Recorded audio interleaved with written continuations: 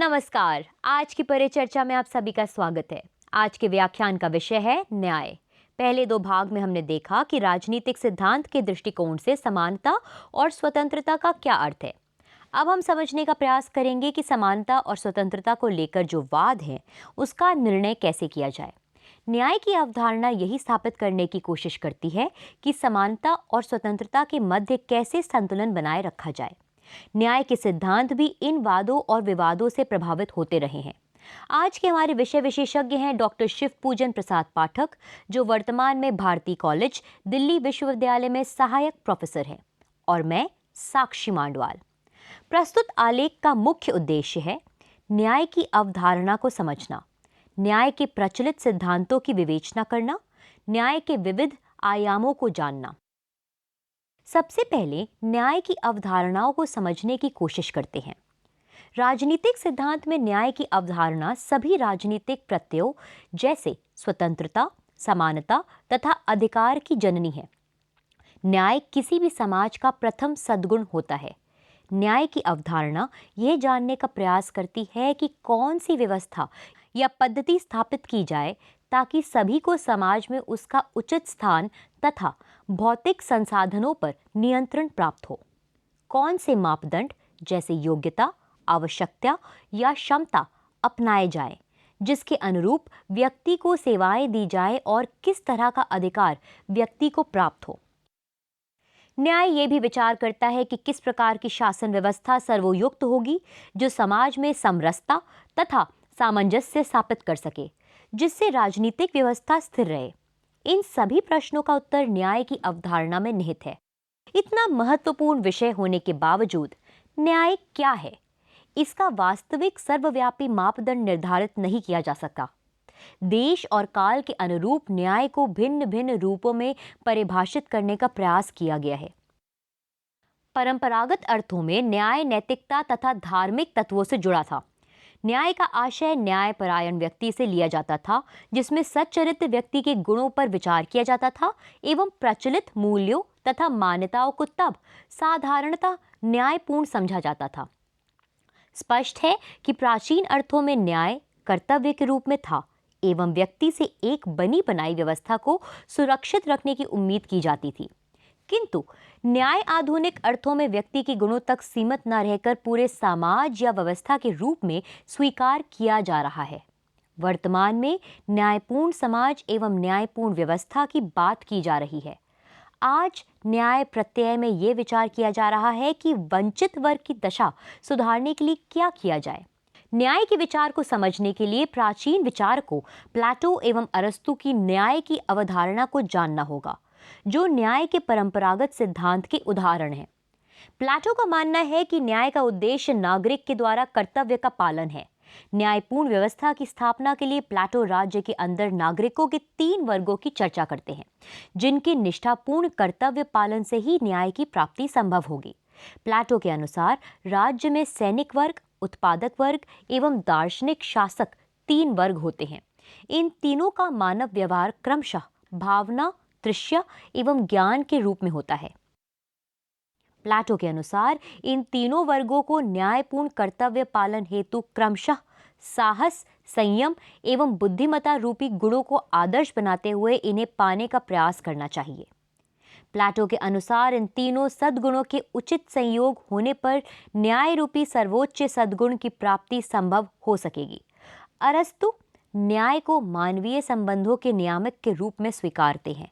अरस्तु ने न्याय के प्रयोग क्षेत्र के आधार पर न्याय के 2 सिद्धांत दिए हैं। एक वितरणात्मक न्याय सिद्धांत, दूसरा प्रतिवती परिशोधनात्मक या प्रतीकात्मक न्याय सिद्धांत। अरस्तु वितरणात्मक न्याय के समर्थक थे। इसका संबंध धन संपदा के वितरण से है। अरस्तु का मानना है कि राज्य की विधि बनाते समय विधि निर्माताओं को वितरण न्याय का पालन करना चाहिए। इस सिद्धांत के अनुसार समान लोगों के साथ समान बर्ताव होना चाहिए। समान एवं असमान के निर्धारण हेतु अरस्तु का मानना है कि प्रचलित कानून एवं प्रथाओं का सहारा लेना चाहिए। अरस्तु का मानना था कि यह वितरण अंक गणितीय रूप में न होकर ज्यामितीय रूप में होगा। जिसमें अरस्तु स्पष्ट करते हैं कि सबको बराबर मात्रा में आवंटित न करके योग्यता के अनुसार आवंटन होगा, और योग्यता के मापदंड के रूप में अरस्तु का मानना था कि योग्य या सक्षम व्यक्ति को यदि ज्यादा पाने से रोका जाएगा तो उसके अंदर उत्पन्न असंतोष राज्य में विद्रोही धारणाओं को बढ़ावा देगा। प्रतिवर्ती या परिशोधनात्मक न्याय का संबंध लोगों के पारस्परिक लेन देन को निर्धारित करने एवं अपराध हेतु दंड निर्धारित करने से है। स्पष्ट है कि यह न्याय प्रणाली से संबंधित है एवं न्यायाधीश के निर्णय को इंगित करती है। अरस्तु स्पष्ट करते हैं कि न्यायाधीश का यह देखना कर्तव्य होगा कि आपसी लेन देन में किसी व्यक्ति को हानि न पहुंचे, और यदि हानि हो तो उतनी ही क्षतिपूर्ति कर देनी चाहिए। यहाँ अरस्तु अंक गणितीय स्वरूप को स्वीकारते हैं एवं लेन देन के बीच योग्यता को आड़े नहीं आने देते हैं। उनका मानना था कि लेन देन एवं आपराधिक गतिविधियों में व्यक्ति के कृत्य को देखना चाहिए, न कि योग्यता को।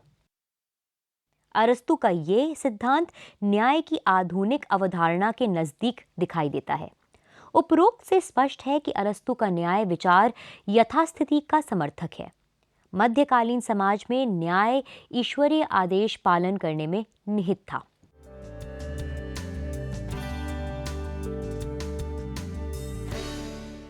न्याय का आधुनिक रूप। न्याय की आधुनिक संकल्पना के संबंध में वह विचार स्वीकारा जा रहा है जिसका निर्माण जीवन के सामाजिक, राजनीतिक एवं आर्थिक यथार्थ को सामने रखकर किया गया हो, एवं जो सामाजिक एवं आर्थिक बदलाव को स्वीकारते हुए न्यायप्रिय व्यक्ति की जगह न्यायपूर्ण समाज की बात करता हो।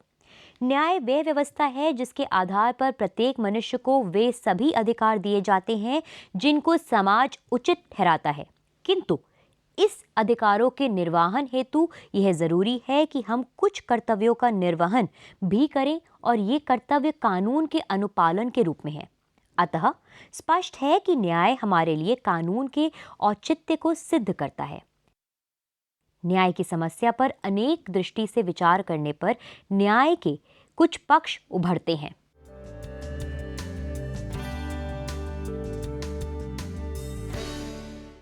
कानूनी औपचारिक न्याय। आधुनिक धारणा में न्याय की उत्पत्ति कानूनों के समक्ष समानता से जुड़ी है। न्याय से आशय विवादों के निपटारा हेतु देश के एवं अंतर्राष्ट्रीय स्तर पर प्रचलित कानूनों एवं विधियों का सहारा लिया जाए तो वह कानूनी न्याय होगा, जिसे औपचारिक न्याय भी कहा जाता है।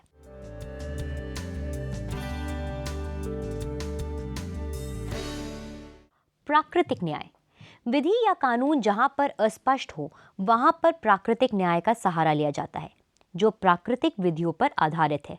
यह प्राकृतिक कानून लिखित कानून के रूप में नहीं होता, परंतु इसका स्रोत प्रकृति होता है, इसलिए इन्हें विधि के रूप में प्राथमिकता दे दी जाती है। प्राकृतिक कानूनों का यही कारण है, इसे कानून के पीछे का कानून कहा जाता है। प्राकृतिक न्याय के मूल तत्व के रूप में कोई भी व्यक्ति स्वयं अपने मामले में न्यायाधीश नहीं हो सकता। दोनों पक्षों को सुनवाई का अवसर मिलना चाहिए। साथ ही यह मान्यता भी स्वीकार की जाती है कि न्याय होना ही पर्याप्त नहीं होता, बल्कि न्याय दिखना भी चाहिए।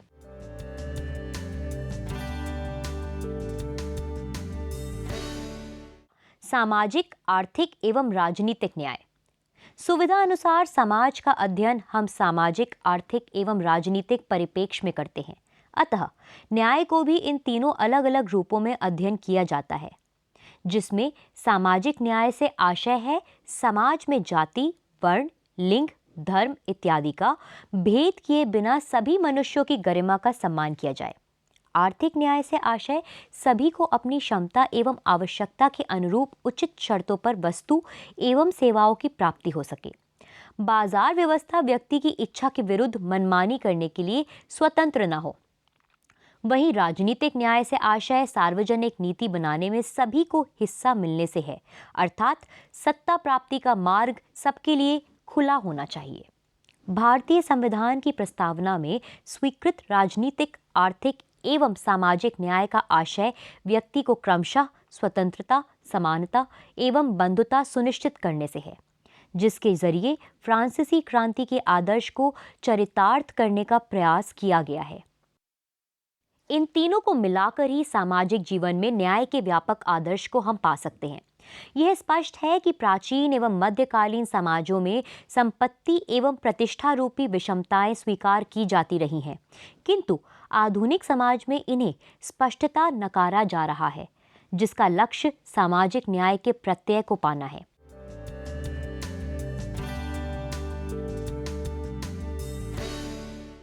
प्रक्रियात्मक न्याय एवं तात्विक न्याय, प्रोसीजरल एंड सब्सटैंशियल जस्टिस।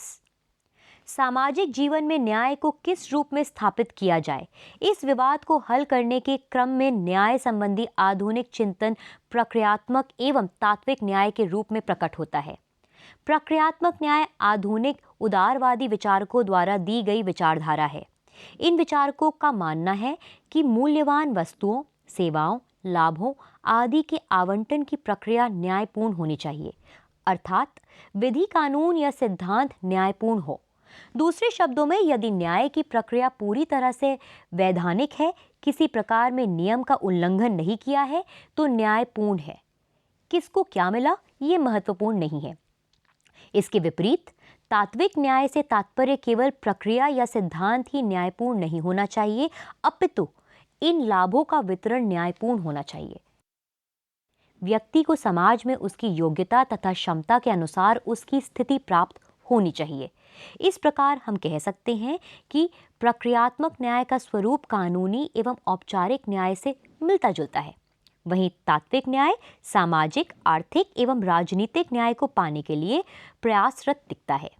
इन्हीं दो विचारधाराओं के माध्यम से उदारवादी तथा स्वेच्छातंत्रवादी व समुदायवादी न्याय की अवधारणा की शुरुआत होती है।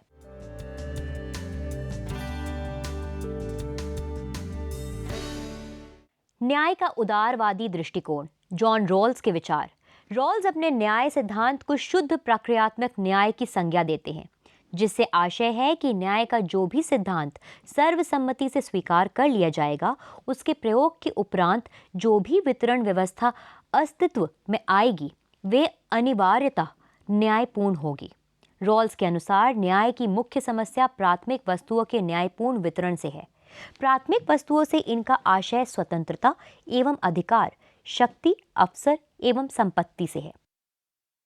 इस वितरण को रॉल्स प्रक्रियात्मक न्याय सिद्धांत द्वारा संभव मानते हैं। अ थ्योरी ऑफ जस्टिस 1971 में अपना न्याय सिद्धांत ऐसे समय में प्रतिपादित किया जबकि संयुक्त राज्य अमेरिका में अल्पसंख्यक अश्वेतों का आंदोलन अपनी पराकाष्ठा पर था, जिसमें यह माना जाने लगा था कि पूंजीवाद एवं मिश्रित अर्थव्यवस्था भले ही सकल हो रही हो, पर उसने आय, संपदा एवं शक्ति में ऐसी विषमताएं पैदा कर दी हैं जिन्हें उचित नहीं माना जा सकता। परिवर्तनवाद इन विषमताओं के उन्मूलन के लिए न्याय की मांग कर रहे थे। इसी समय रॉल्स ने न्याय के आपूर्ति एवं दार्शनिक सिद्धांत से आय एवं संपत्ति वितरण के ठोस सिद्धांत के रूप में प्रतिपादित किया। इस क्रम में रॉल्स ने उपयोगितावाद का खंडन किया, जो अधिकतम लोगों के अधिकतम सुख का हिसाब लगाते समय ये नहीं देखता कि इससे व्यक्ति विशेष को कितनी क्षति हो सकती है। रॉल्स के अनुसार किसी के सुख को हम कितना भी बढ़ा दें, उसके दुखी लोगों के दुख का हिसाब बराबर नहीं किया जा सकता। रॉल्स कहते हैं कि यदि सभी व्यक्तियों को उसके सामाजिक एवं आर्थिक हैसियत से पृथक करके एक काल्पनिक स्थिति में रख दिया जाए, तो ऐसी स्थिति में व्यक्ति हीनतम स्थिति में होने की आशंका से त्रस्त हो जाएंगे। रॉल्स इस काल्पनिक स्थिति को मूल स्थिति का नाम देते हैं, जिसमें सभी व्यक्ति अज्ञानता के पर्दे के पीछे होते हैं। इस अवस्था में रॉल्स का कहना है कि सभी लोगों की एक ही मांग होगी, हीनतम स्थिति वालों के लिए अधिकतम लाभ की व्यवस्था होनी चाहिए। इस समय सभी लोग न्याय के ये सिद्धांत स्वीकार करेंगे। एक, प्रत्येक व्यक्ति को बुनियादी स्वतंत्रता का समान अधिकार मिलना चाहिए और यही अधिकार अन्य व्यक्तियों को भी प्राप्त होना चाहिए। रॉल्स इसे समान स्वतंत्रता का सिद्धांत कहते हैं। दूसरा, सामाजिक एवं आर्थिक विषमताएं इस ढंग से व्यवस्थित की जाएं, एक, इसमें हीनतम स्थिति वाले लोगों को अधिकतम लाभ प्राप्त हो। रॉल्स इसे भेदमूलक सिद्धांत कहते हैं। दूसरा, ये विषमताएं उन पदों और स्थितियों के साथ जुड़ी हो जो अवसर की उचित समानता की शर्तों पर सबके लिए सुलभ हो। इसे अवसर की उचित समानता सिद्धांत रॉल्स कहते हैं। विवाद की स्थिति में रॉल्स कहते हैं कि सिद्धांत 1 को सिद्धांत 2 पर वरीयता दी जाएगी एवं सिद्धांत 2 ख पर सिद्धांत 2 क वरीयता पाएगा। सिद्धांत 2 किसी विषमता मूलक फायदे के लिए सिद्धांत 1 की निहित स्वतंत्रता का बलिदान नहीं कर सकता।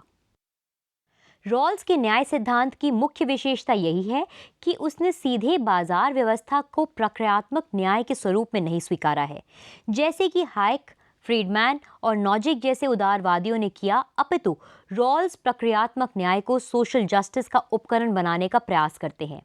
भेदमूलक सिद्धांत के अनुसार कोई भी व्यक्ति तभी पुरस्कार पाने का हकदार होगा जब वह अपनी प्रतिभा का प्रयोग हीनतम लोगों के कल्याण के लिए करता हो। प्रश्न ये उठता है कि ऐसे वे क्यों करेंगे? इस पर रॉल्स का कहना है कि हमारा सामाजिक जीवन सहयोग पर आधारित है, अतः अधिक प्रतिभाशाली लोग कम प्रतिभाशाली लोगों के साथ मिलकर भी अपनी प्रतिभा एवं अवसरों का लाभ उठा सकेंगे।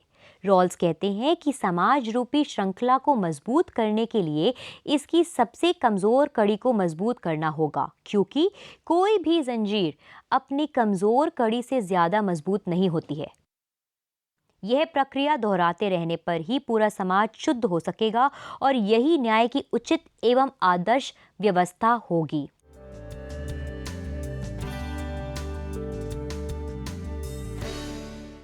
रॉल्स के सिद्धांत की समालोचना। 1. रॉल्स पर पूंजीवादी व्यवस्था के औचित्य को सिद्ध करने का आरोप लगता है। धनवानों के विशेषाधिकारों को सुरक्षित रखते हुए दिखाई देता है उनके लाभ से निर्धन का भी कल्याण होगा, किंतु रॉल्स ये स्पष्ट नहीं करते कि उनके लाभ का बहुतायत निम्न वर्ग के कल्याण हेतु कैसे खर्च होगा। दूसरा, रॉल्स के न्याय सिद्धांत में विरोधाभास दिखता है। पहला सिद्धांत सभी के लिए समान स्वतंत्रता की बात करता है, वहीं दूसरा सिद्धांत असमानता को न्यायोचित ठहराता है। तीसरा, स्वतंत्रता के समर्थकों का आरोप है कि रॉल्स समानता को महत्व देकर स्वतंत्रता का बलिदान कर देते हैं। इन विचारकों का मानना है कि योग्य लोगों को हीन लोगों के सहयोग हेतु विवश क्यों किया जाए। चौथा, असमान या विषमतापूर्ण समाज में स्वतंत्रता की भी कल्पना संभव नहीं है, क्योंकि शक्तिशाली वर्ग कमजोर वर्ग पर नियंत्रण कर लेगा। रॉल्स का न्याय सिद्धांत इस आलोचना के बावजूद महत्ता रखता है, क्योंकि रॉल्स स्पष्ट करते हैं कि न्याय की प्रक्रिया निर्धारित करते समय सामाजिक न्याय के लक्ष्य को ध्यान में रखना जरूरी है।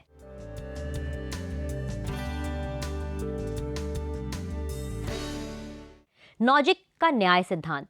नॉजिक न्याय सिद्धांत के वर्णन के क्रम में न्याय के दो सिद्धांत प्रस्तुत करते हैं। पहला, न्याय का ऐतिहासिक सिद्धांत, जिसके अनुसार लोगों की परिस्थितियों और कार्यों के आधार पर वर्तमान स्थिति भिन्न भिन्न हो सकती है। दूसरा, न्याय का साध्य मूलक सिद्धांत, यह भविष्य से संबंधित है, जिसके अनुसार लोगों का अधिकार किन्हीं विशेष लक्ष्यों की पूर्ति के उद्देश्य से निर्धारित करना चाहिए। ऐतिहासिक सिद्धांत का समर्थन करते हुए नॉजिक समाज में भेद या विषमता को स्वीकारते हैं। नॉजिक का मानना है कि अतीत में कोई गलत संपत्ति हस्तांतरण हुई हो तो ही उसे बदला जाए। सही ढंग से हुई संपत्ति हस्तांतरण को छेड़ना गलत होगा। नॉजिक का कहना है कि समाज में उत्पादन के स्तर पर बदलने का प्रयत्न विनाशकारी होगा। राज्य द्वारा संपदा अधिकारों में हस्तक्षेप का अर्थ होगा व्यक्ति के अधिकारों का उल्लंघन करना। उस रूप में राज्य की समस्त कल्याणकारी कार्यक्रमों को नॉजिक अवैध बताते हैं।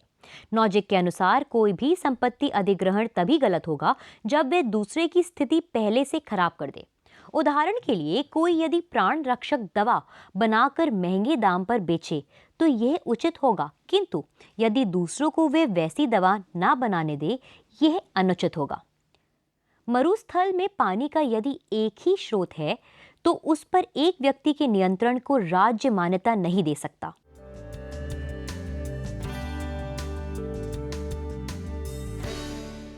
हाइक का न्याय सिद्धांत। नॉजिक की भांति हाइक भी प्रक्रियात्मक न्याय के समर्थक है। इनके अनुसार सामाजिक न्याय का विचार निरर्थक है। न्याय मनुष्य के आचरण की विशेषता है। कोई समाज न्यायपूर्ण या अन्यायपूर्ण नहीं होता। न्याय केवल प्रक्रिया का विषय है जिसका लक्ष्य स्वतंत्रता को बढ़ावा देना होना चाहिए। इनके अनुसार सभी को योग्यता अनुसार हित पूर्ति के अवसर मिलने चाहिए। हाइक के मतानुसार संसाधन इतने सीमित हैं कि सबकी आवश्यकता पूर्ति रूपी सामाजिक न्याय की नीति अपनाने पर अधिकारी तंत्र को इन संसाधनों के मनमाने वितरण की शक्ति प्राप्त हो जाएगी।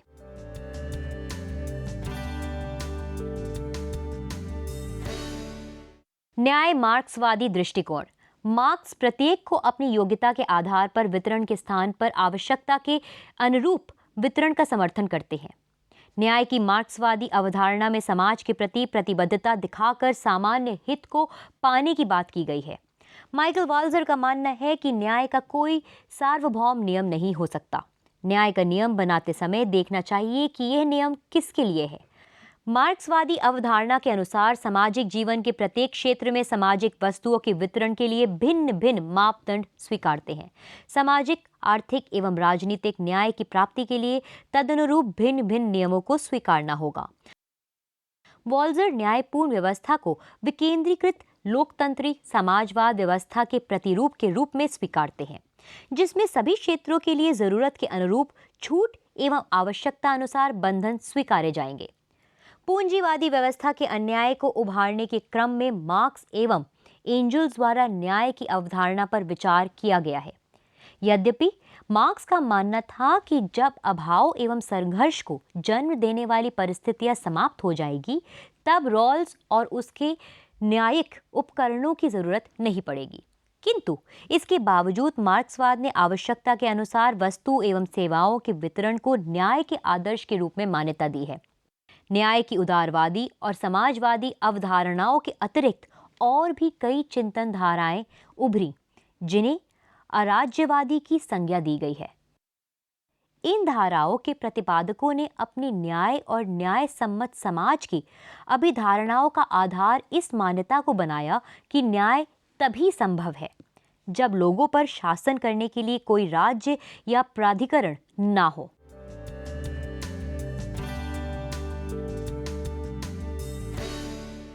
उपाश्रित वर्गीय दृष्टिकोण। उपाश्रित वर्ग की कोई सर्वसम्मत परिभाषा नहीं दी गई है। कंसाइज ऑक्सफोर्ड डिक्शनरी के अनुसार इस शब्द का अर्थ है निम्न श्रेणी का व्यक्ति। सामाजिक विज्ञानों के क्षेत्र में यह शब्द उन लोगों का संकेत देता है जो जाति, आयु, वर्ग, लिंग, पद या अन्य किसी आधार पर दूसरों के अधीन हो। अतः उपाश्रित वर्ग का मुख्य लक्षण सामाजिक पराधीनता है। शोषित, वंचित व दमित लोगों के विषय में सोचने का एक दृष्टिकोण है। उपाश्रित वर्ग की संकल्पना समाज के उन हिस्सों के रूप में की जाती है जिनकी हालत बहुत गई बीती है। उपाश्रित की सर्वाधिक संख्या विकासशील देशों में है। ये लोग राष्ट्रीय विकास के हिस्सेदार तो क्या होंगे, ये तो आजादी का मतलब ही नहीं जानते। राष्ट्र निर्माण का कार्यक्रम बनाते समय उपाश्रित वर्गों को न्याय प्रदान करने के उद्देश्य से अनेक प्रश्न उठाए जा सकते हैं। इनमें पहला प्रश्न होगा कि क्या इसके अंतर्गत इन लोगों को इंसान की जिंदगी जीने का कोई उपाय दिया गया है। ये लोग स्वभाव से बहुत परिश्रमी हैं, परंतु इन्हें सही जगह पर सही काम पर लगने का अवसर नहीं मिलता है, अतः इनका परिश्रम व्यर्थ हो जाता है। न्यायपूर्ण विकास का माध्यम इन्हें उचित सहारा देकर इनकी शक्ति और प्रतिभा की खोज की जा सकती है और राष्ट्र निर्माण की मुख्य धारा में इनका सहयोग लिया जा सकता है। इन लोगों के उपयोग का स्तर बहुत मामूली है। ये लोग थोड़े में संतोष करने वाले जीव हैं। अंततः इन वर्गों में कृतज्ञता, निष्ठा और समर्पण की जो भावना पाई जाती है, उसे जन साधारण में बढ़ावा देकर विकास को अधिक सार्थक बना सकते हैं।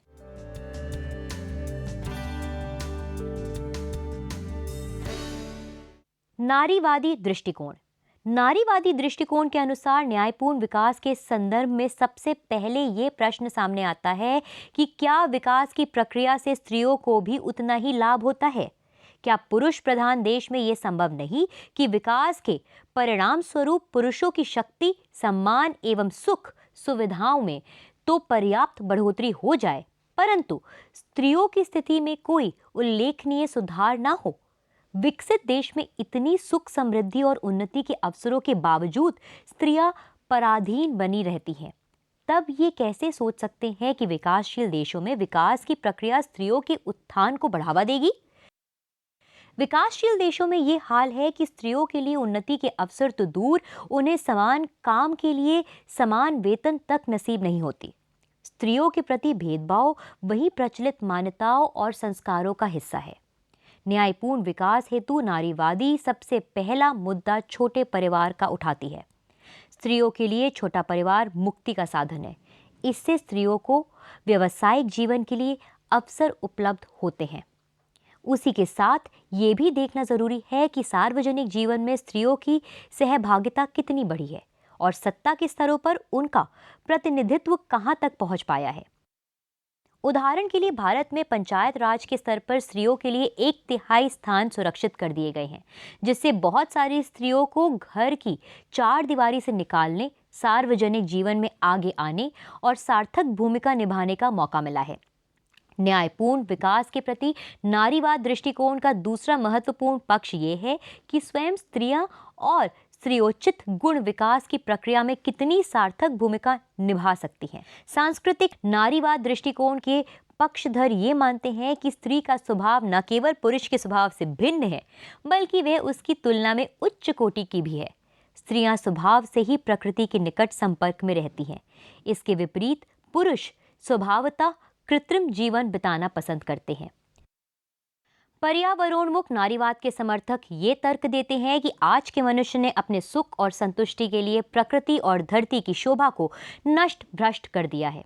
स्त्री और धरती दोनों के भविष्य की सुरक्षा के लिए जाति, धर्म, वर्ग, क्षेत्र, भाषा, संस्कृति इत्यादि के अंतर को भूलकर संपूर्ण मानव जाति में स्त्रियोचित गुणों को और बढ़ावा देना जरूरी है।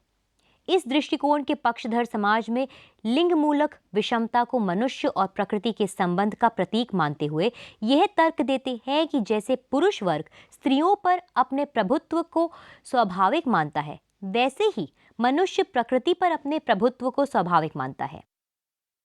इस प्रकार न्यायपूर्ण विकास हेतु विकास की प्रक्रिया में स्त्रियों की भूमिका में वृद्धि आवश्यक है, ताकि स्त्रियों को उचित सम्मान और लाभ की प्राप्ति संभव हो।